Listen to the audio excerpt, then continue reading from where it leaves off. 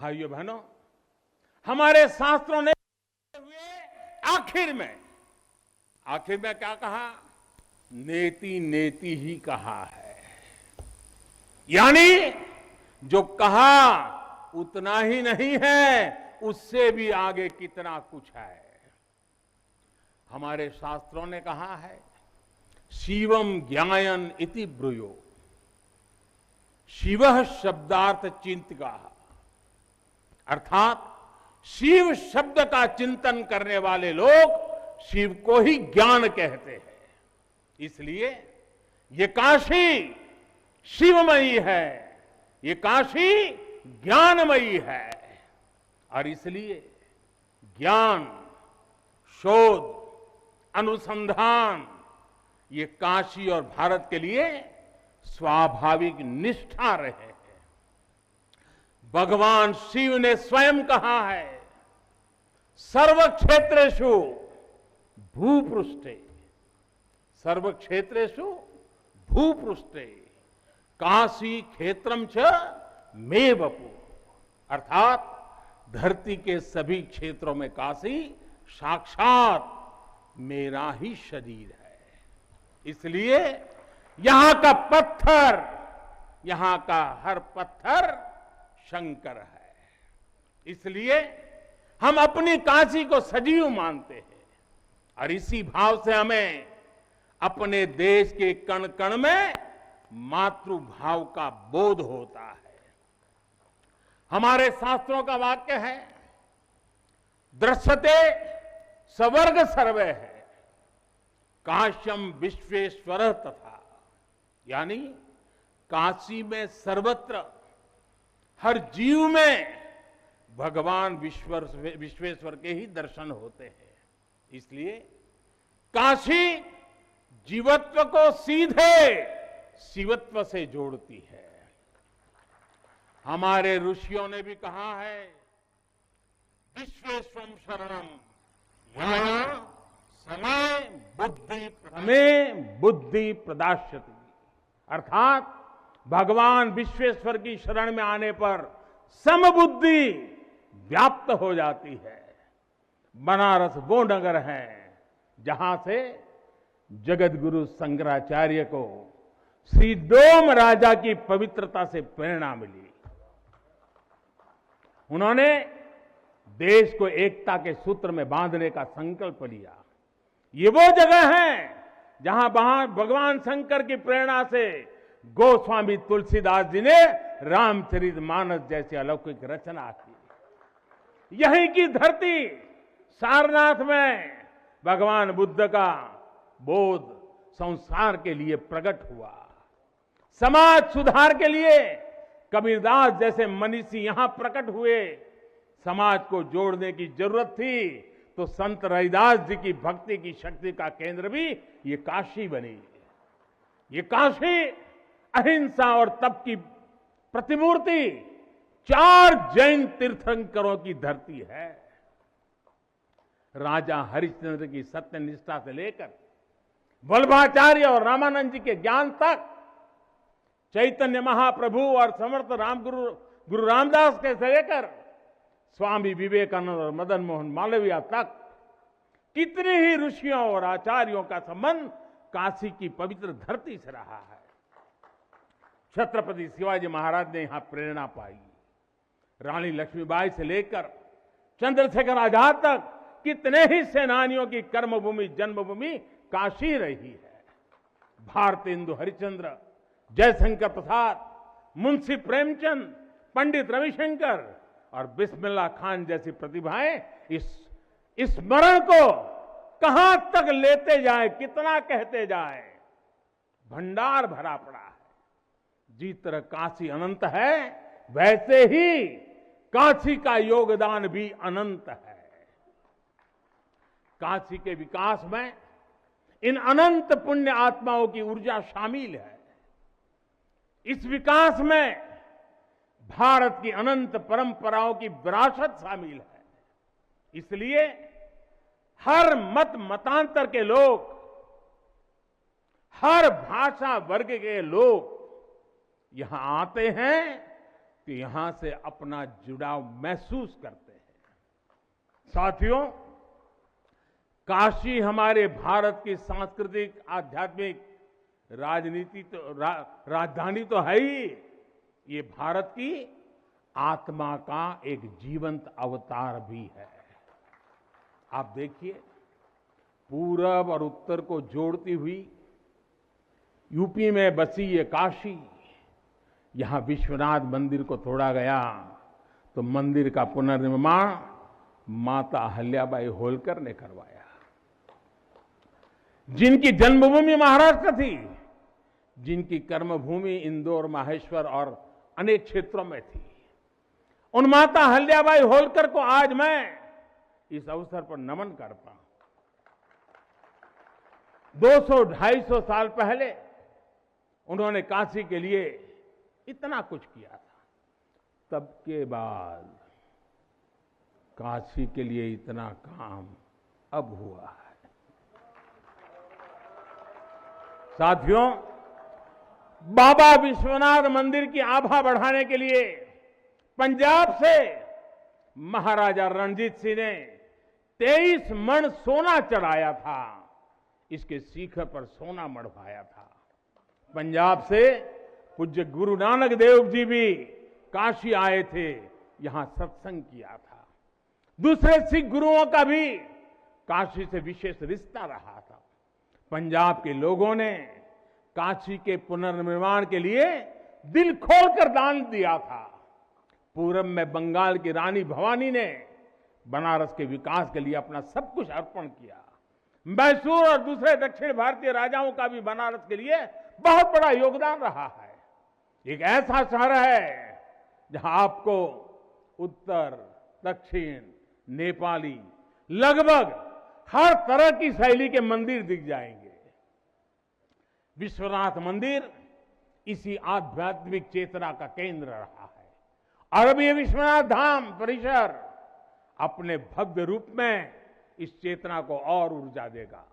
साथियों, दक्षिण भारत के लोगों की काशी के प्रति आस्था, दक्षिण भारत का काशी पर और काशी का दक्षिण भारत पर प्रभाव हम सब भली भांति जानते हैं। एक ग्रंथ में लिखा है, तेनो पयाथेन कदाचनात् वाराणसीम पाप निवारणं आवादी वाणी बलिना सविष्यन विलोक्य लीला वासरे विलिप्ता। कन्नड़ भाषा में कहा गया है, यानी जब सदगुरु माधवाचार्य जी अपने शिष्यों के साथ चल रहे थे तो उन्होंने कहा था कि काशी के विश्वनाथ पाप का निवारण करते हैं। उन्होंने अपने शिष्यों को काशी के वैभव और उसकी महिमा के बारे में भी समझाया। साथियों, सदियों पहले की ये भावना निरंतर चली आ रही है। मां कवि सुब्रमण्यम भारती काशी प्रवास ने जिनके जीवन की दिशा बदल दी, उन्होंने एक जगह लिखा है, तमिल में लिखा है, काशी नगर पुलवर पेसुम उरई दान कांजी इल के पदर कौर खरूबी सेवोम। यानी काशी नगरी के संत कवि का भाषण कांचीपुर में सुनने का साधन बनाएंगे। काशी से निकला हर संदेश ही इतना व्यापक है कि देश की दिशा बदल देता है। वैसे मैं एक बात और कहूंगा, मेरा पुराना अनुभव है। हमारे घाट पर रहने वाले, नाव चलाने वाले कई बनारसी साथी तो, और आपने भी कभी अनुभव किया होगा, तमिल, कन्नड़ा, तेलुगु, मलयालम इतनी फराटेदार तरीके से बोलते हैं कि लगता है कि कहीं केरला, तमिलनाडु या कर्नाटक तो नहीं आ गए। अब इतना बढ़िया बोलते हैं। साथियों, भारत की हजारों सालों की ऊर्जा ऐसे ही तो सुरक्षित रही है, संरक्षित रही है। जब अलग अलग स्थानों के क्षेत्रों के सूत्र से जुड़ते हैं तो भारत एक भारत श्रेष्ठ भारत के रूप में जागृत होता है।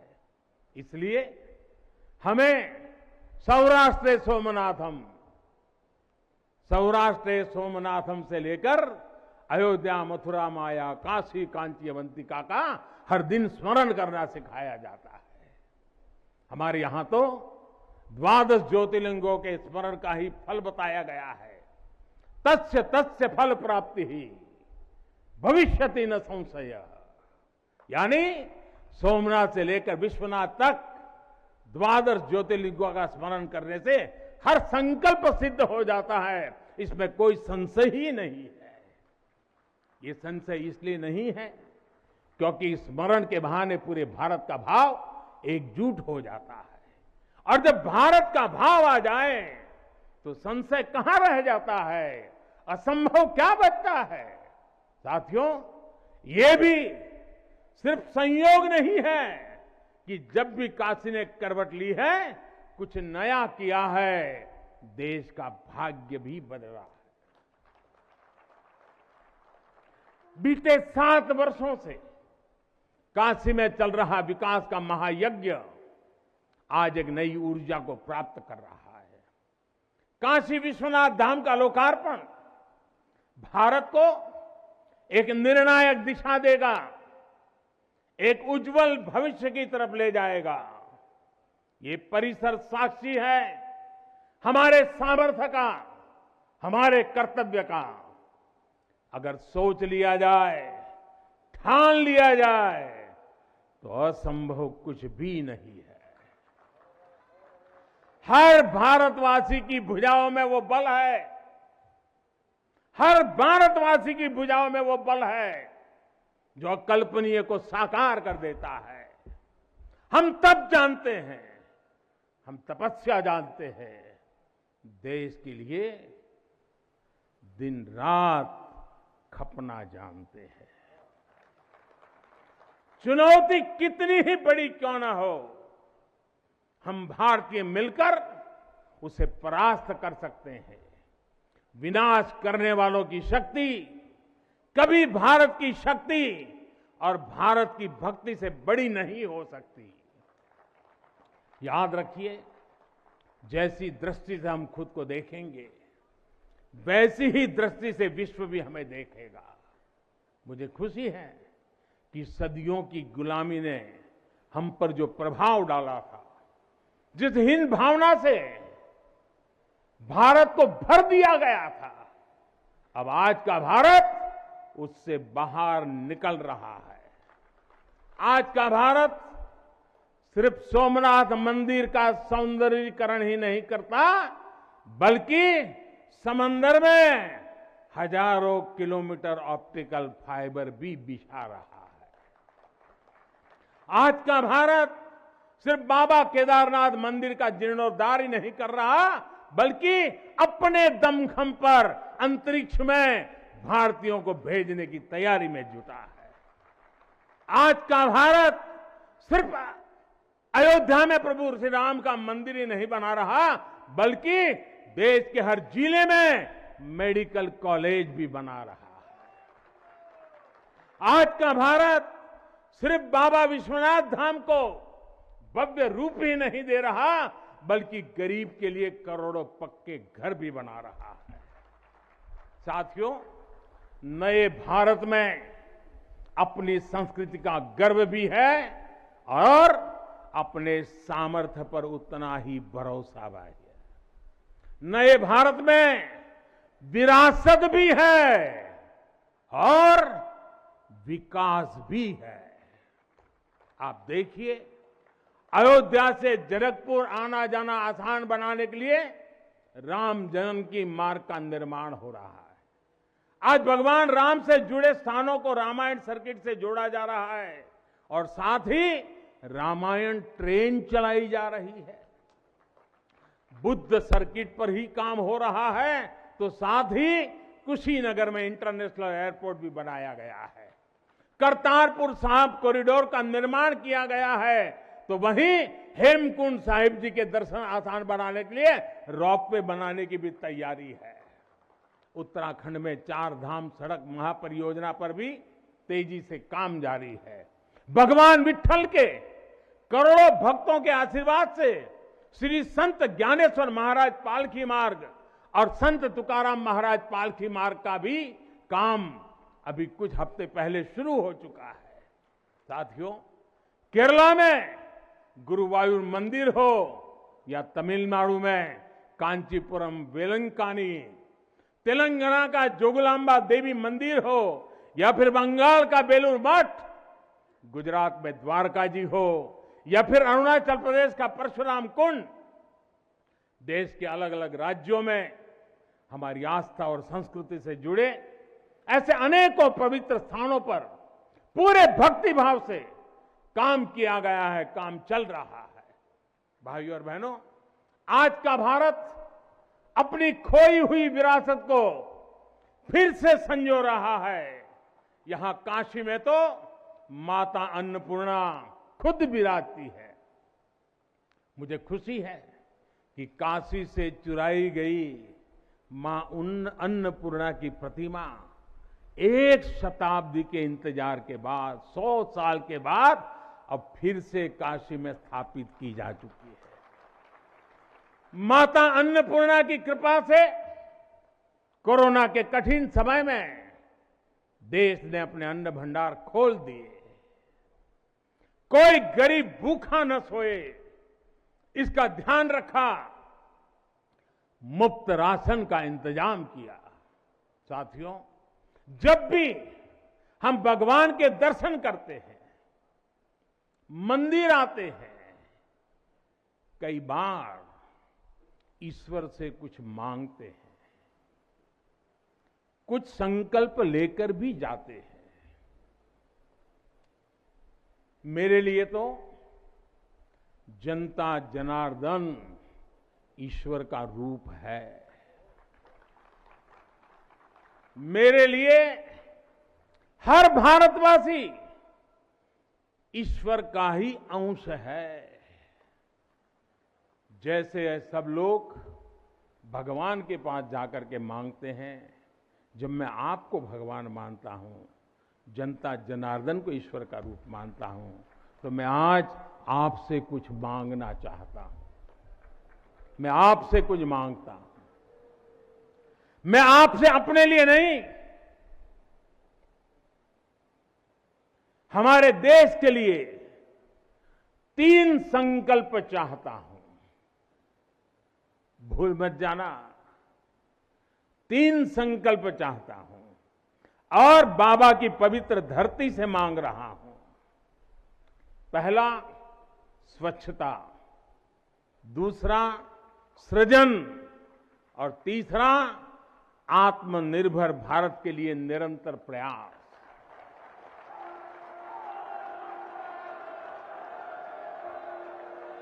स्वच्छता जीवन शैली होती है, स्वच्छता अनुशासन होती है। ये अपने साथ कर्तव्यों की एक बहुत बड़ी श्रृंखला लेकर आती है।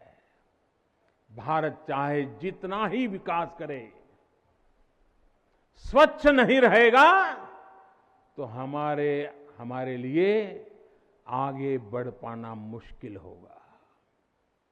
इस दिशा में हमने बहुत कुछ किया है, लेकिन हमें अपने प्रयासों को और बढ़ाने होंगे। कर्तव्य की भावना से भरा आपका एक छोटा सा प्रयास देश की बहुत मदद करेगा। यहां बनारस में भी, शहर में, घाटों पर स्वच्छता को हमें एक नए स्तर पर लेकर जाना है। गंगा जी की स्वच्छता के लिए उत्तराखंड से लेकर बंगाल तक कितने ही प्रयास चल रहे हैं। नमामि गंगे अभियान की सफलता बनी रहे, इसके लिए हमें सजग होकर काम करते रहना होगा। साथियों, गुलामी के लंबे कालखंड है, हम भारतीयों का आत्मविश्वास ऐसा तोड़ा कि हम अपने ही सृजन पर विश्वास खो बैठे। आज हजारों वर्ष पुरानी इस काशी से मैं हर देशवासी का आह्वान करता हूं, पूरे आत्मविश्वास से सृजन करिए, इनोवेट करिए, इनोवेटिव तरीके से करिए। जब भारत का युवा कोरोना के इस मुश्किल काल में सैकड़ों स्टार्टअप बना सकता है, इतनी चुनौतियों के बीच 40 से ज्यादा यूनिकॉर्न बना सकता है, वो भी ये दिखाता है कुछ भी कर सकता है। आप सोचिए, एक यूनिकॉर्न यानी स्टार्टअप करीब करीब 7 हजार करोड़ रुपए से भी ज्यादा का है और पिछले 1-1.5 साल में बना है। इतने कम समय में यह अभूतपूर्व है। हर भारतवासी जहां भी है, जिस भी क्षेत्र में है, देश के लिए कुछ नया करने का प्रयास करेगा, तभी नए मार्ग मिलेंगे, नए मार्ग बनेंगे और हर नई मंजिल पाकर रहेंगे। भाइयों और बहनों, तीसरा एक संकल्प जो आज हमें लेना है वो है आत्मनिर्भर भारत के लिए अपने प्रयास बढ़ाने का। ये आजादी का अमृत काल है। हम आजादी के 75वें साल में हैं, जब भारत 100 साल की आजादी का समारोह बनाएगा, तब का भारत कैसा होगा, इसके लिए हमें अभी से काम करना होगा और इसके लिए जरूरी है हमारा आत्मनिर्भर होना। जब हम देश में बनी चीजों पर गर्व करेंगे, जब हम लोकल के लिए वोकल होंगे, जब हम ऐसी चीजों को खरीदेंगे जिसे बनाने में किसी भारतीय का पसीना बहा हो, तो इस अभियान को मदद करेंगे। अमृत काल में भारत 130 करोड़ देशवासियों के प्रयासों से, सबके प्रयासों से आगे बढ़ रहा है। महादेव की कृपा से, हर भारतवासी के प्रयास से हम आत्मनिर्भर भारत का सपना सच होता देखेंगे। इसी विश्वास के साथ मैं बाबा विश्वनाथ के, माता अन्नपूर्णा के, काशी कोतवाल के और सभी देवी देवताओं के चरणों में एक बार फिर प्रणाम करता हूं। इतनी बड़ी तादाद में देश के अलग अलग कोने से पूज्य संत महात्मा पधारे हैं। यह हमारे लिए, मुझ जैसे एक सामान्य नागरिक के लिए ये सौभाग्य की पल है। मैं सभी संतों का, सभी पूज्य महात्माओं का सर झुका करके हृदय से अभिनंदन करता हूं, प्रणाम करता हूं। मैं आज सभी काशीवासियों को, देशवासियों को फिर से बधाई देता हूं, बहुत बहुत शुभकामनाएं देता हूं। हर हर महादेव, हर हर महादेव, हर हर महादेव।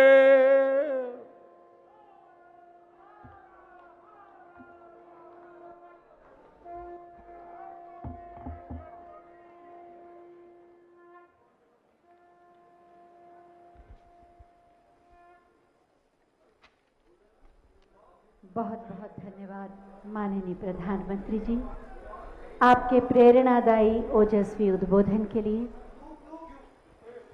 पूज्य संतों का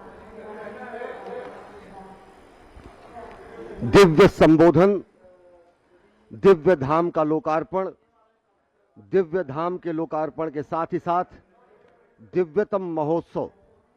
प्रधानमंत्री नरेंद्र मोदी ने आत्मनिर्भर भारत सृजन का संकल्प और स्वच्छता का संकल्प, ये उन्होंने देशवासियों से मांगा है और साथ ही साथ बाबा के धाम में आत्मनिर्भर भारत की संकल्पना को साकार करने का व्रत भी देशवासियों से लेने के लिए उन्होंने ये संकल्प यहाँ से मांग की है। यहाँ बाबा के धाम में उन्होंने आकर कुछ मांगा है। वो 3 चीजें हैं, स्वच्छता, सृजन और आत्मनिर्भर भारत का सतत प्रयास।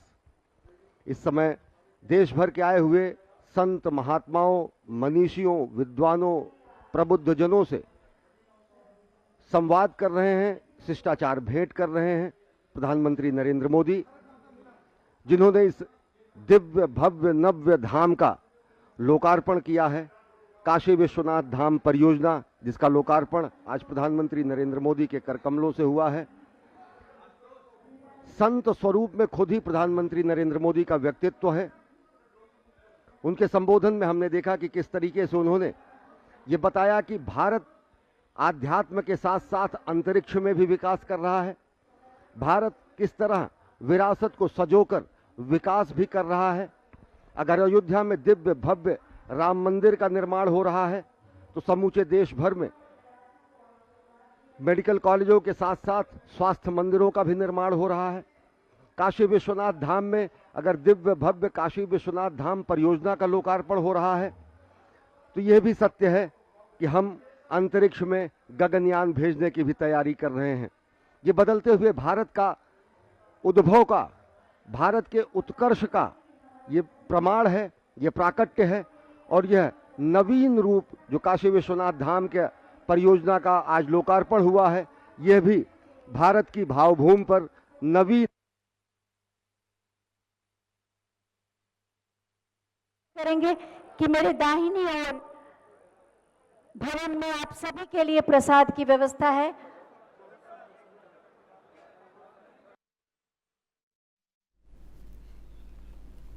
તો વડાપ્રધાન નરેન્દ્ર મોદી જ્યારે વારાણસીમાં કાશી વિશ્વનાથ મંદિરનું લોકાર્પણ એટલે કોરિડોરનું લોકાર્પણ કરીને એણે સંબોધન કર્યું, જેમાં 2500થી વધુ સાધુ મહંતો ઋષિ મુનિઓ ઉપસ્થિત રહ્યા હતા અને હાલમાં તેમની સાથે તેઓ સંવાદ પણ કરી રહ્યા છે। પોતાના સંબોધનમાં ખાસ તેમણે જણાવ્યું કે જ્યારે પણ કાશીએ કાયા પલટ કરી છે ત્યારે ભારતનું ભાગ્ય બદલાયું છે અને આ ભારતના ભાગ્ય હવે બદલાઈ ચૂક્યું છે। જે રીતે કાશી વિશ્વનાથ કોરિડોરનું લોકાર્પણ તેમણે કર્યું છે અને ખાસ કરીને તેમણે સ્વચ્છતાનો સંકલ્પ લેવડાવ્યો છે, આત્મનિર્ભરતાનો સંકલ્પ લેવડાવ્યો છે। આ 5 દ્રશ્યો આપ અલગ અલગ જોઈ રહ્યા છો કે જ્યારે સવારથી તેમની યાત્રાની શરૂઆત થઈ ત્યારે તેમણે પૂજન અર્ચન કર્યું ગંગા ઘાટ ઉપર, સાથે ગંગા ઘાટ ઉપર એટલે કે લલિતા ઘાટ ઉપર તેમણે આસ્થાની ડૂબકી લગાવી હતી અને ત્યાંથી પવિત્ર ગંગા જળ રજત કલશમાં ભર્યું હતું અને ત્યારબાદ તેમણે જળાભિષેક કર્યો હતો કાશી વિશ્વનાથ મહાદેવનો। સાથે જ તેમણે ગંગાના ઘાટ ઉપર ગંગામાં ડૂબકી લગાવીને અને પવિત્ર રુદ્રાક્ષની માળા ધારણ કરીને ભગવાન શિવનું સ્મરણ પણ કર્યું હતું, મંત્ર જાપ પણ કર્યા હતા। તો સાથે કળશમાં ગંગાજળ ભરતા પણ તેઓ નજરે પડ્યા હતા અને જ્યારે કહેવાય કે જે આપણા પ્રત્યક્ષ દેવતા છે, કળિયુગમાં જેને સર્વશ્રેષ્ઠ પ્રત્યક્ષ દેવતા કહેવામાં આવે છે કે જેને આપણે દરરોજ તેમના દર્શન કરી શકતા હોઈએ છીએ તેવા ભગવાન સૂર્યનારાયણને તેમણે જળ પણ અર્ઘ્ય અર્પણ કર્યું હતું અને ખાસ એમણે એ જ પ્રાર્થના કરી હતી કે જે રીતે સૂર્ય સમગ્ર બ્રહ્માંડને, સમગ્ર દેશને પ્રકાશિત કરી રહ્યો છે તે રીતે જ ભગવાન શંકર અને કહેવાય કે ભારત દેશમાં આ રીતનું જ તેજ જે છે હંમેશા પ્રકાશિત રહે, લોકોનું ભાગ્ય હંમેશા પ્રકાશિત રહે અને ખાસ આસ્થાની ડૂબકી લગાવીને સીધા તેઓ પહોંચ્યા હતા ભગવાન વિશ્વનાથના મહાદેવના દર્શન કરવા માટે। 12 જ્યોતિર્લિંગમાંનું આ પવિત્ર જ્યોતિર્લિંગ અને ખાસ આપ જોઈ રહ્યા છો કે ભક્તોમાં અનેરો જ ઉત્સાહ જોવા મળ્યો હતો। ભારતના ખૂણે ખૂણેથી ભક્તો આજરોજ ત્યાં પહોંચ્યા હતા અને ખાસ કરીને સંતો મહંતોને ખાસ આમંત્રણ આપવામાં આવ્યું હતું કારણ કે કાશીની જે નગરી છે એ હંમેશા તપોભૂમિ સાબિત થઈ છે। કહેવાય છે કે કબીર સાહેબ હોય કે તુલસીદાસજી હોય કે જ્યાં તેમણે રામચરિત માનસની રચના કરી હતી કે આદિ શંકરાચાર્ય ગુરુ હોય ત્યાં પણ તેમણે તપ કર્યું હતું। એટલે કે આ જે પવિત્ર ભૂમિ છે સંતોના તપથી પાવન થઈ છે અને આ જ પાવનકારી ભૂમિ ઉપર જ્યારે 286 વર્ષ બાદ કોઈ કાશી વિશ્વનાથ મંદિરનું જ્યારે કહેવાય કે જીર્ણોદ્ધાર થયો છે અને એક નવા લોકાર્પણનું જ્યારે જે કોરિડોરનું લોકાર્પણ કરવામાં આવ્યું ત્યારે ખાસ રાષ્ટ્રને સમર્પિત કરવામાં આવ્યું છે તેને।